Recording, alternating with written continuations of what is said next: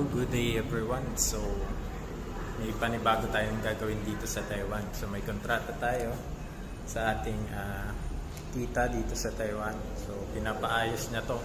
Wawiringan natin tong gagawin niyang branch ng salon niya. So, ito guys. Yan. So, magkakaroon ng low floor dito para magkakaroon ng second floor dito sa area na to. So bali mahahati siya.